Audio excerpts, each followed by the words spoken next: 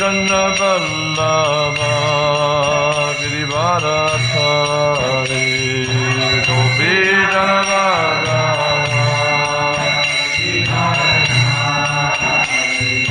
Gopi Jana Vallabha Girivaradhari Gopi Jana Vallabha Yashoda Nandana Prajana Ranjana Yashoda Nandana Yashoda Nandana Prajana Ranjana Yashoda Nandana Prajana Yamuna Tira Vanachari Yamuna Tira Yamuna Tira Vanachari Yamuna Tira Jaya Radha Madhava Kunda Vihari Jaya Radha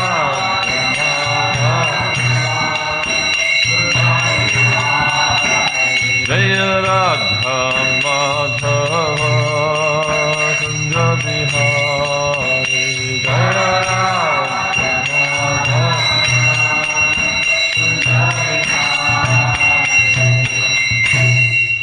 Jai Nidhi Vishnu Vishnupad Pranamahansa Parivara Jakacharya Ashtotar Satashi Shimati Stavang Grace of Hari Charana Ravinda Bhaktivinoda Swami Srila Prabhupada Ki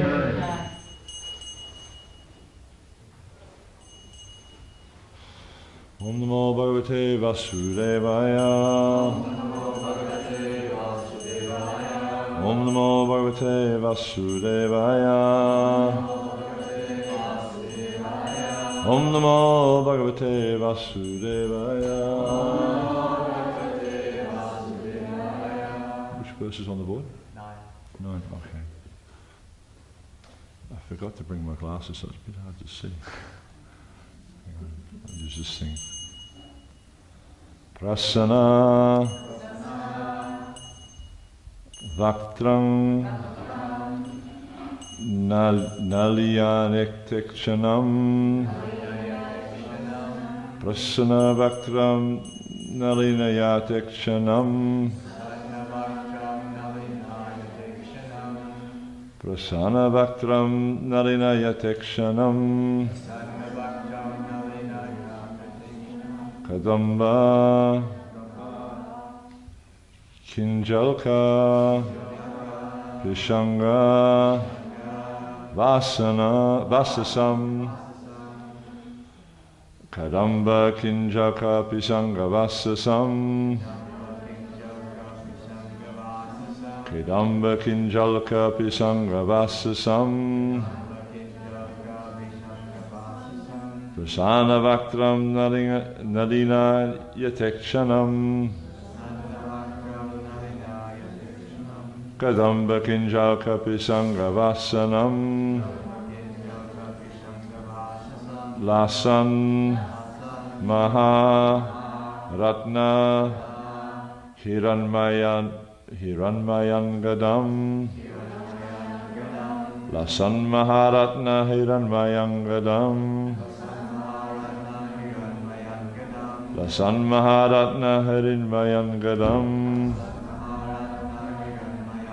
Spuran Maha Ratna Kirita Kundalam Spuran Maharatna Kirita Kundalam Spuran Maharatna Kirita Kundalam Lasan Maharatna Hiranmayangadam Spuran Maharatna Kirita Kundalam. Okay, so Prabhupada's translation. His mouth expresses his happiness. His eyes spread like, it's kind of funny, you've got to go back. Spread like the petals of a lotus, and his garments, yellowish like the saffron of a kadamba flower, are bedecked with valuable jewels. And that's really interesting because we have a practical experience here with the Kadamba tree out there. We can actually see a comparison to what Krishna's clothes look like, but actually much more glorious than that. Nothing material can actually compare to anything of Krishna. So yeah, like saffron, are bedecked with valuable jewels. Are bedecked with valuable jewels. His ornaments are all made of gold, set with jewels, and he wears a glowing headdress and earrings. Responsively, please. His mouth expresses his happiness. His eyes spread like the petals of a lotus. And his garments, yellowish like the saffron of a kadamba flower, are bedecked with valuable jewels. His ornaments are all made of gold, set with jewels, and he wears a glowing headdress and earrings. So this is a description of the super soul. I think it's from verse 8 through to verse 11, describing what the super soul is like in the heart. I'll read the next verse because there's no purport here. Unidrihit panjaka karanika kalaye yogeshvara aspahita pada palavam Sri Lakshanam Kastubaratna Kandaram Amalana Lakshmya Vana Malayachitam. And the translation for this one is, his lotus feet are placed over the world of the lotus-like hearts of great mystics. On his chest is the Kastuba jewel engraved. You know what it's engraved with? Engraved with a beautiful calf. And there are other jewels on his shoulders. His complete torso is garlanded with fresh flowers. So, continue the description. Now, the Prabhupada's purport. The ornaments, flowers, clothing, and all the other decorations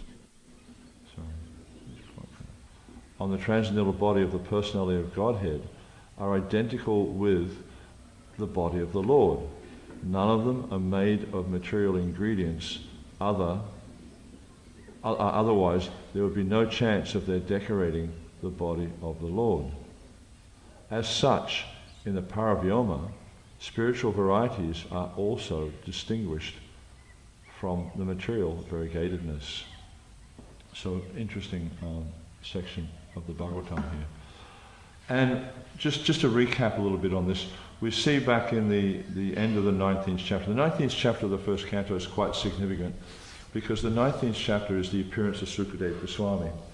The whole first canto essentially is dealing with the Pandavas and the passing of Parikshit Maharaj, or Parikshit Maharaj getting cursed, and he's situated there on the bank of, it says the Ganga, but Prabhupada interprets it that as being the Jamuna. And so he's sitting there, he's been cursed to die, he's waiting for Taksha to come and bite him. And he's inquiring, okay, what am I supposed to do now? He's inquiring from the sages, what should a person who do? And so they're all giving different answers, based on their realization. And this is coming out here in these two chapters here, because we see the first chapter largely is dealing with impersonal realization. This chapter is dealing largely with the Lord in the heart. The next one deals specifically with bhakti. So it's explained how Sukadeva Goswami is addressing their realizations here by covering these topics before speaking about bhakti. But in the beginning of the first chapter of the second canto, the first thing he talks about is the superiority of bhakti. Well, actually, the very first thing he does is he says, Om Namo Bhagavate Vasudevaya, which is quite significant because he's actually establishing what the purpose of the Bhagavatam is, what the goal of the Bhagavatam is.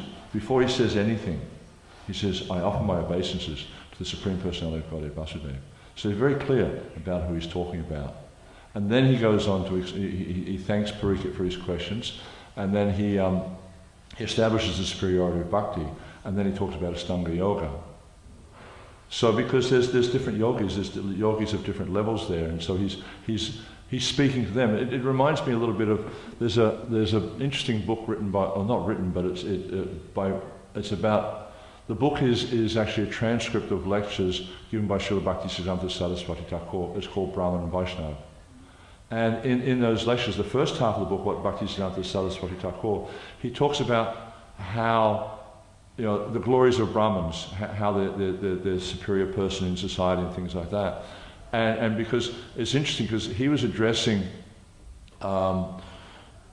caste-conscious people who actually think the Brahmin is superior, and so he was kind of, in one sense, sort of flattering them. Not really, but in a sense, he was flattering them, or just explaining to them how the Brahmin is the head of the society. But then he went on to point out that actually higher than a Brahmana is a Vaishnava. So we see that Sukadeva Goswami is doing a similar thing here. He's pointing out the glories of Brahman realization. He's pointing out the glories of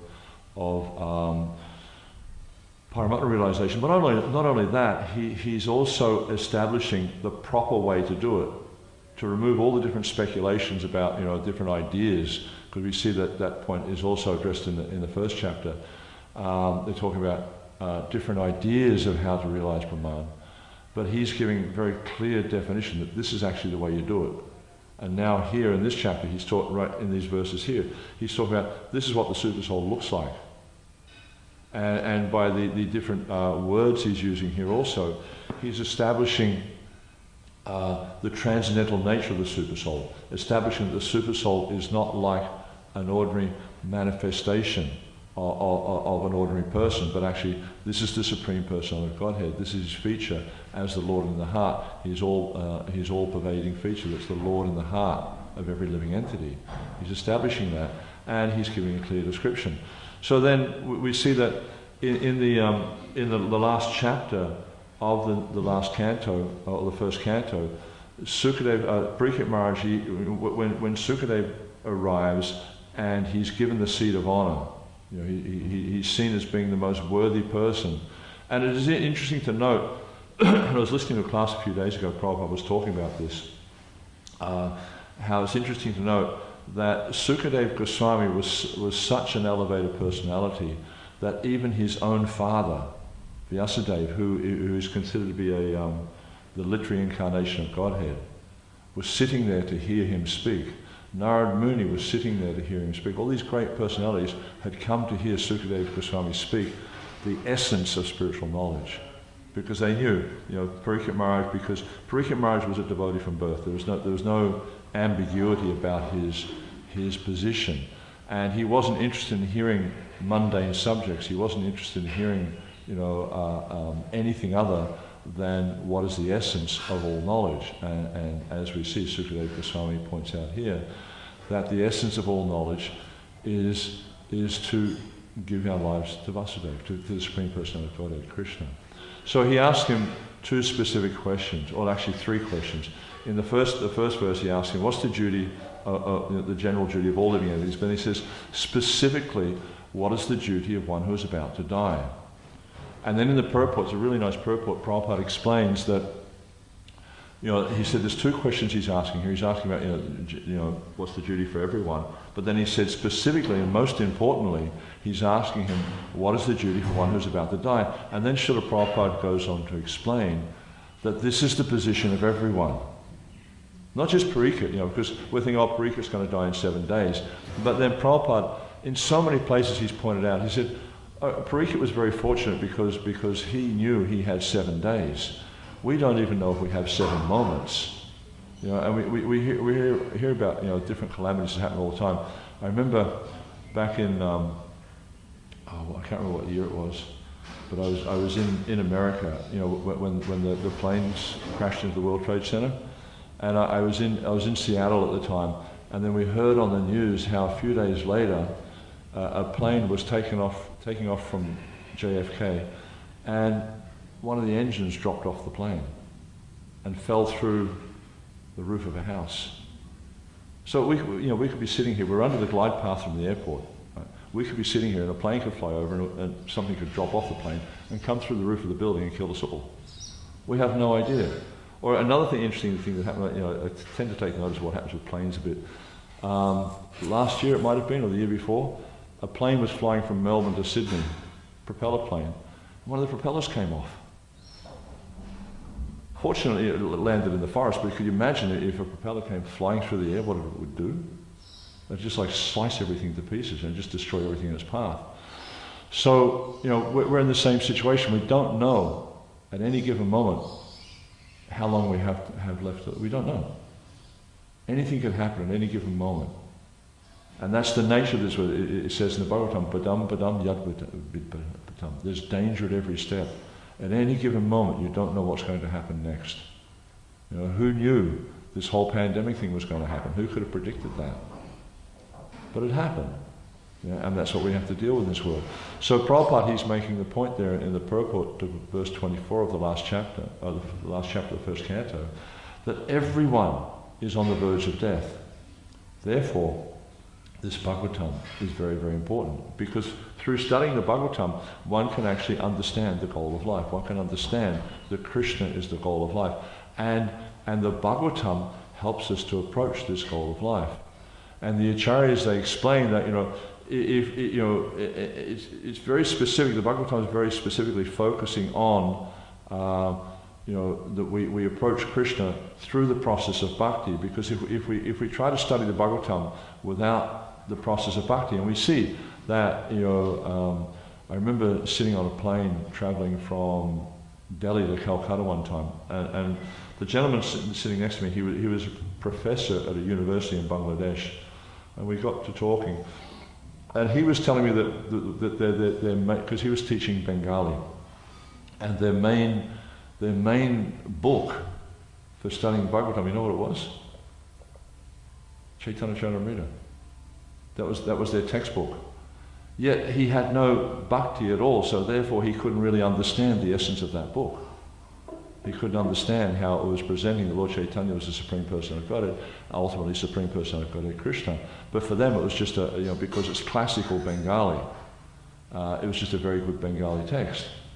So they don't actually understand the real essence or the import of the text, because they don't have bhakti. So the Acharyas are making the same point, that the Bhagavatam will reveal Krishna to us if we have bhakti, if we approach it with the right means, and also if we're approaching it through the guidance of the predecessor Acharyas and the spiritual master. So in the first canto, he's asking these questions. He asks that, what is the duty of one who's about to die? And then Prabhupada explains that the whole Bhagavatam, more or less, from the second canto through to the 12th canto, is focusing on answering this question. And then later on in that chapter, he asks the second question, that what is the duty, what should one hear about, think about, and talk about, who's in this situation? And then which he answers in the previous chapter, in chapter 1 of this canto. He says, Tasmat Bharata Savama Bhagavan Shuroti Shota Vyakitosha Smata Vyachetitaja. One should hear about, talk about, and remember the Supreme Person of Godhead. So he's setting the scene. By these questions, Parikshit is setting the scene for Sukadeva Goswami to speak the Bhagavatam, and to give very, very and it's very, very clear. It's very specific. It's not like there's any area for kind of, maybe it's a bit of this, maybe a bit of that. Parikshit's really, he's specifically wanting to know, what's the exact thing I should do? And then Sukadeva Goswami, he's answering him in a very exact, precise way. Of course, we see that in the Bhagavatam, there are different things, like these 2 chapters are included to answer the questions of other people, and with the goal of bringing them to the point of God realization in the personal feature, which we see is being discussed in the next chapter, which is called, I forgot what it's called, Pure Devotional Service. So the next chapter is really focusing on the essence of bhakti. So it's really, these 2 chapters are really setting the scene, and of course the last chapter of the first canto is setting the scene for the whole Bhagavatam. Then we see also here in this purport, Srila Prabhupada makes an interesting point, because these two verses are talking very beautifully about the description of the form of the Lord in the heart, and you know, the types of jewelry he's wearing, and how he's got, you know, a beautiful what's the word he used? Not a garland, but a wreath around his waist, you know, which is made of gold, and so you can get an idea of what the Lord looks like. And I think in the previous verse, you know, Bhanu Swami was describing what is it? I can't remember where it starts with P. You know, the Pradesh. You know, he's this big. So obviously, in the heart of everyone, he's going to be a little bit different size, because that span's different for all of us. But he's describing very specifically the size, the position, what he's wearing, what he looks like, the color of his hair, everything. So it's very, very specific. You know exactly what it looks like. It's not some vague kind of like, nebulous idea of oh, he could be like this, he could be like that. And we hear the philosophers, when they talk about the absolute, they say, oh, it could be like this, it could be like that. Or the scientists, you know, maybe it's like this, maybe it's like that. They don't really know. And Prabhupada points out, if you don't really know, it's not a science. A science means that you're able to very specifically describe. It's just like, you know, if I take a tape measure, I can measure this book stand, and I can tell you specifically, it's this wide, it's this deep, it's this high, it's made of this kind of wood, it weighs this much. You can be very specific about, you know, what it is. And this is science. Science means you can just give specific factual information about what something is. But we see with the scientists and with the different philosophers, they're very vague. They can't give you clear information about the nature of anything. Or maybe it's like this, maybe it's like that, you know. They postulate about how all this creation came about, or maybe it was like this, maybe this happened, maybe that happened. But they can't give you factual information. But when we go to the Bhagavatam, or when we go to the Vedic texts, it gives us factual information about the nature of the Supreme, and what he looks like, where he resides, what he does, who his friends are. You know, Prabhupada would sometimes say, a little bit in a joking spirit, but sometimes he'd say in the class, we can actually give you Krishna's address. We can tell you who his friends are, you know, what he's doing. Who can tell you that? Who can tell you what Krishna's doing every day? Who can tell you, what his friends are? You look in the Bhagavatam. It tells you all his intimate cowherd boyfriends, what their names are, what their parents' names are. It tells you what they eat every day. It tells you what their pastimes are. It's very, very specific. But we see with other philosophers and people who study, Vedic texts and stuff, that they can't give you such specific answers as we see them included in the Bhagavatam.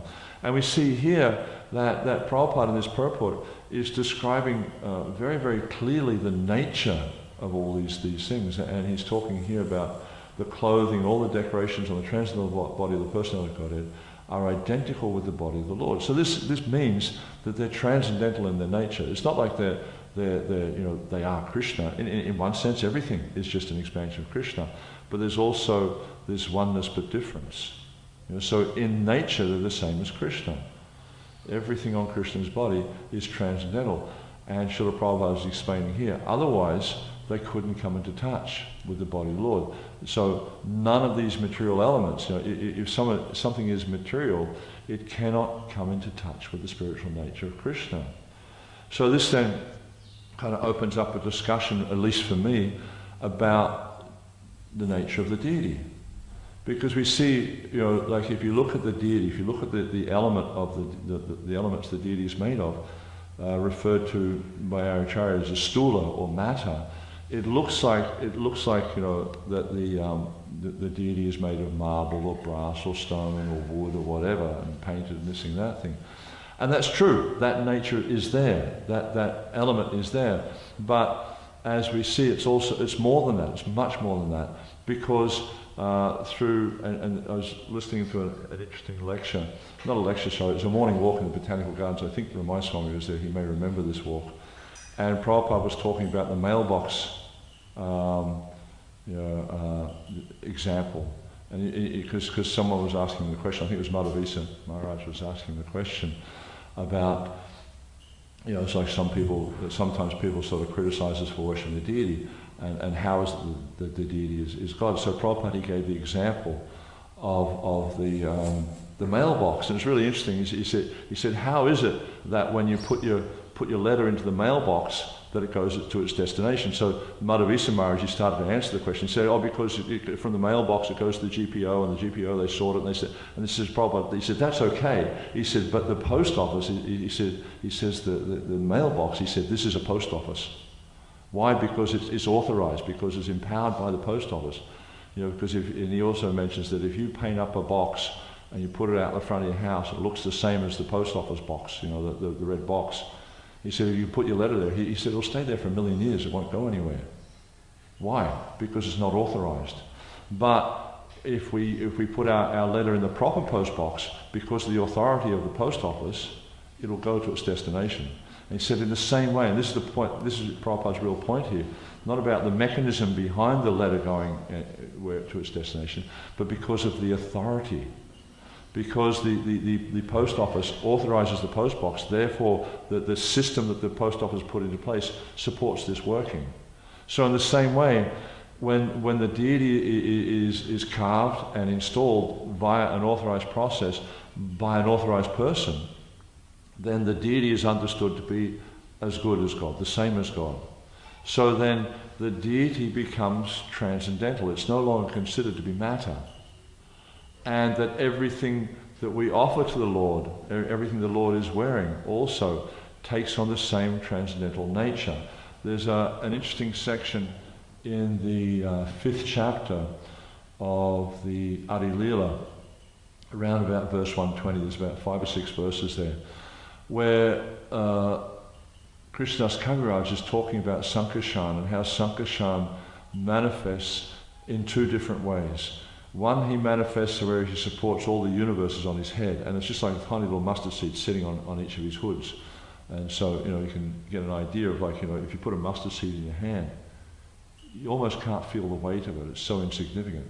So for the Lord to hold these universes, you can imagine this universe we are in is 4 billion miles across. If you can imagine trying to hold up something that's 4 billion miles across, we couldn't do it.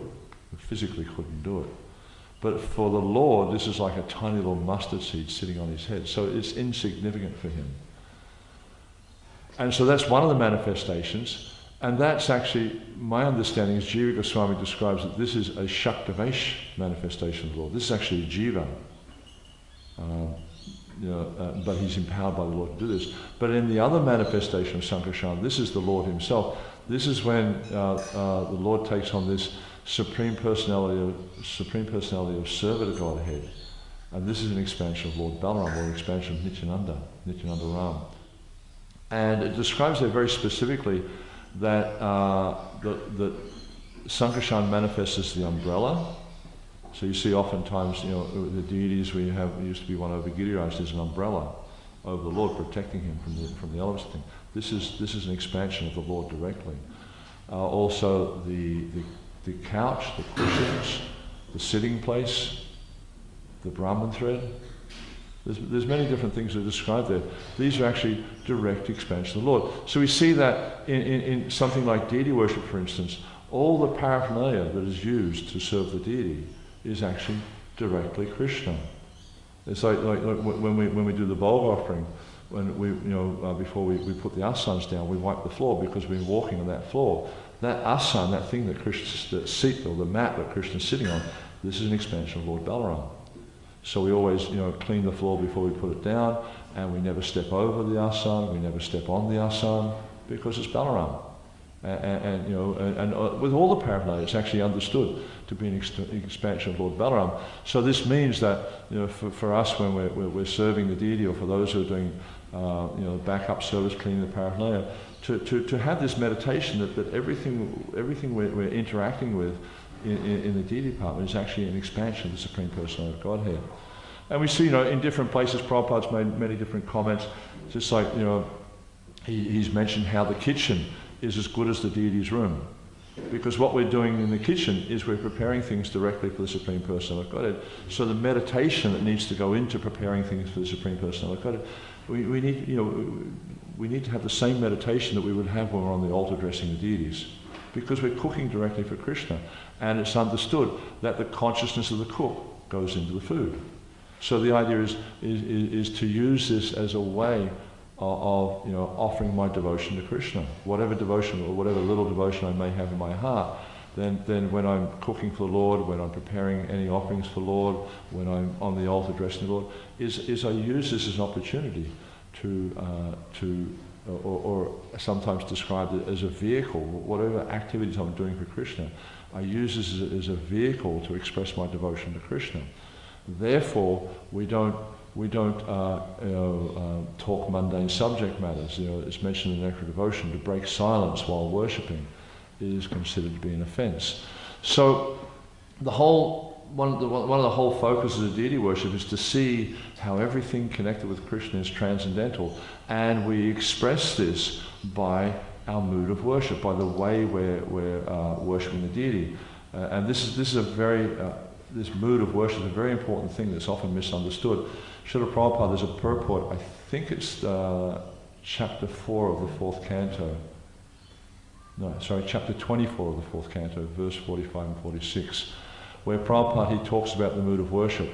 And he very succinctly establishes that the mood of worship that he's established for ISKCON is this mood of awe and reverence. He's saying that, even though we may have a Radha Krishna deity standing before us, one can only approach Radha Krishna when one is actually in the liberated state, when one's consciousness is situated in this Vrindavan mood. In another place he describes Vrindavan mood means that you cannot help but think of Krishna 24 hours a day. It means every second, every moment of your life is just absorbed in Krishna. Now, how many of us can say that that's where we're at? It's a very, very high elevated state. So Prabhupada makes the point that this worship of Radha Krishna is only for liberated devotees. He said, yet we have a Radha Krishna deity in front of us, so what's happening here? He's saying that Krishna is manifest in this mood of Lakshmi Narayan, this mood of awe and reverence. So that means that the sadhaka, or the person who's practicing bhakti yoga on the stage, or kanista, can approach Krishna through this form of Lakshmi Narayan. And he accepts in this way as well. But because it's Lakshmi Narayan worship, it means that everything needs to be done in this mood of awe and reverence. So we're offering prayers, we're bowing down, we're doing all this. We don't have this intimate exchange, Krishna and Vrindavan. You see, like, all Krishna's associates in Vrindavan, the cowherd boys, the cowherd girls, they're playing games with Krishna. They're playing leapfrog, they're climbing on his shoulders. There's even a game where, I can't remember, there was one asura where, the cowherd boys were climbing on the shoulders of each other, and they're having, I remember we used to do in the swimming pool, like one person would be underneath. I always used to be underneath because I was taller, and there was someone a bit smaller would be on top, and you would try and pull the other person into the water. So they were doing things like that. And at one point, I think it might have been Vyomasura, he was on Balaram's shoulders, and no, Balaram was on his shoulders, that's right. And he thought he was going to kidnap Balaram and take him into the forest, but Balaram understood what was going on and he killed him. So the thing is, like, if they were thinking that Krishna was the Supreme Personality of God, or Balaram's the Supreme Personality of God, how would they do these things? How would they play like that? So they have this very, very intimate relationship with the Lord, where they don't think of him as being the Supreme Lord. But if we have this mood, because of our material desires, because of our material conditioning, Jiva Goswami points this out. He's saying that, like, that because of the material conditioning of the living entity, they need to engage in deity worship, and the reason they need to engage in deity worship is to develop this Aishvarya mood, so they can purify themselves of the anarthas through the process of deity worship, purify themselves of the anarthas, so they can come to the point of understanding Krishna's nature, his transcendental nature. And then as we evolve further and further, then these Aishvarya kind of concepts are removed, and then one actually develops this direct loving relationship with Krishna. So it's interesting how Prabhupada points out here about that everything we're offering to Krishna is identical to Krishna. And for me, this is sort of prompting this discussion about understanding the nature of Krishna and the mood of worship that's necessary for us to come to understanding who Krishna is. And unfortunately, I've noticed over the years in ISKCON that we seem to be sort of drifting a bit from this mood of worship, and we see some places, you know, festivals they're observing and things like that. They're doing really different types of things that Prabhupada wouldn't approve of. He was very you know, in many ways Prabhupada was very liberal. There's one conversation with Allen Ginsberg where he's telling Prabhupada, he says, Swamiji, you're so conservative. And Prabhupada says, no, I'm not conservative. He says, Rupa Goswami, he's conservative. You know, but he's saying that how he's very liberal. And we see that Prabhupada introduced many things, or he preached in many ways that none of the acharyas had done before. He introduced Brahmacharini Ashram. There was no such thing as Brahmacharini Ashram before. You know, he traveled over the ocean. How many of the predecessor acharyas traveled over the ocean? It's actually forbidden for a sannyasi to travel over the ocean. You know, and Bhaktisiddhanta also, he was quite liberal. You know, Bhaktisiddhanta Saraswati Thakur, he traveled in cars, which was, you know, prior to that, sannyasis would walk everywhere. So we see that our acharyas have been very, very liberal. Yet, my observation is when it came to deity worship, Prabhupada was quite conservative. He was very concerned that devotees would not take this deity worship cheaply. And there's a letter he wrote to the head pujari in Los Angeles, and in that letter he mentioned, he said, the greatest danger to our movement will come if we add or create our own process of worship. So, and he said, you just do what I've told you to do. He didn't want devotees to create anything else. Yet we see now in ISKCON what's happening. So many different kinds of ideas are coming in from different sampradayas and different peoples, you know. I mean, a few years back I presented something to the GBC. Devotees were dressing the deity as a Santa Claus. And I just couldn't imagine how Srila Prabhupada would respond to that. You know? And they're doing all different types of things. You know? So, you know, it's very, very important. You know, and this is why Bhagavatam is important. This is why Prabhupada's purports are very important, because they help us to understand clearly our mood of approach to Krishna. Whether it's in deity worship, whether it's when we're doing Sankirtan, whether it's, you know, through a study of Shastra, he really clearly spells out the proper way of approaching Krishna. You know, and that's what this purport here is saying. It's like, okay, so when we're in the paraphernalia room, we're cleaning the paraphernalia. Understand, this is an expansion of the Lord. This is directly Krishna himself, manifest in this way, for us to be able to serve him in a different way. So he manifests in so many different ways. And with this object, or with this goal of giving us the opportunity to approach him directly, to serve him directly, because we're a conditioned living entity. How can we approach Krishna directly through this material body? We can't, because as Prabhupada's explaining here, matter cannot contact spirit. But out of his mercy, and this is why Prabhupada he calls the Archa Vigraha, he says this is the mercy incarnation of Krishna, because he's manifest in this form of matter to give the conditioned living entity the opportunity to contact him directly, to touch him, to feed him, to bathe him, to dress him. You can do this directly through the process of deity worship. Okay, so that's about everything I was thinking to say. Is there any comments or questions at all? Krishna Rupamaji. I just wanted to add that also the walls of the temple are considered the expansion of the Govardhana, so that's why we try not to lean on the walls in the temple. Yeah, everything, the thing is like anything that's connected with Krishna should be understood in that manner. And the fact of connecting things to Krishna, it's just like, what makes this different from an ordinary book? You know? Because it's connected with Krishna, it's a transcendental literature. So therefore we don't put the book on the floor, we don't lean on the book, we don't put things on top of the book. I saw a devotee some time ago who was using a book as a stand to put his computer on. He had his computer sitting on the Bhagavatams, and I was trying politely to explain to him, actually, we shouldn't do that, you know, but it didn't go very far. But, you know, because it's connected with anything that's connected with Krishna, we understand it's transcendental, it's good as Krishna. Because of the connection, this sambandha, you know, by making this connection, it changes the nature of things. Anything else at all?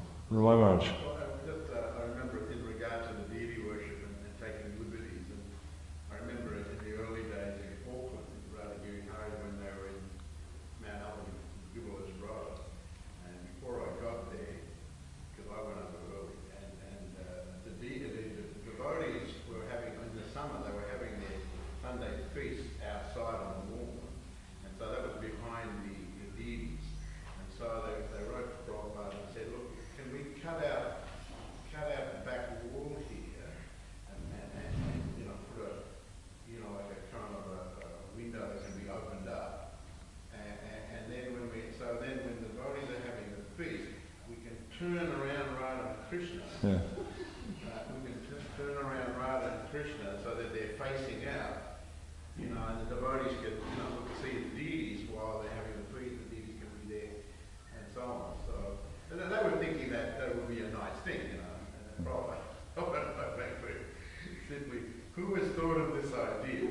will turn you around.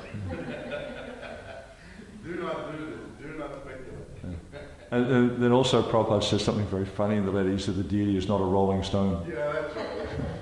It's not a rolling stone.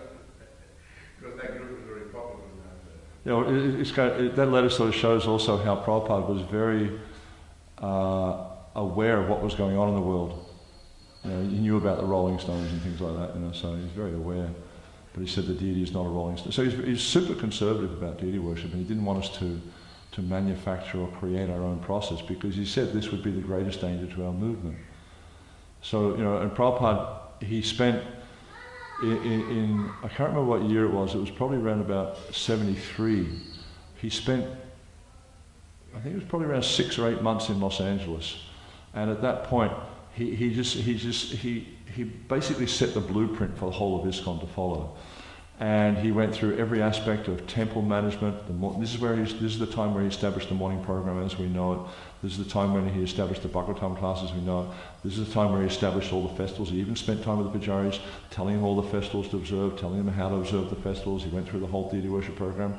And then he had leaders from around the world go to Los Angeles and learn that, so then they could take it back to the center and replicate it. So, you know, Srila Prabhupada was very concerned to ensure that as best he could that he established what ISKCON should be, what ISKCON should look like, how we should do everything, because he knew that by following this simple process that it would be sufficient to deliver us back the lotus feet of Krishna. And if we start to bring things in from different sampradayas or different groups and stuff, it changes what Prabhupada established. It changes the mood of ISKCON. And so, you know, it's very, you know, some may say, oh, but you're so conservative, you're so rigid, this thing, that thing. No, Prabhupada was very clear that if we follow this path that he's given us, it's enough to deliver us back to the lotus feet of Krishna. We don't need anything else. Therefore, and this is one of the things I really appreciate with the GBC body, is they're very concerned to ensure that, you know, whatever was established by Prabhupada is maintained for the future, so that future generations are able to understand what Prabhupada has given us. Very important. Okay, you had a question, bro? Okay. Okay, so thank you very much to Prabhupada ki, Samaveta Bhakta Vrinda ki, Jai Nitya Gopranandi.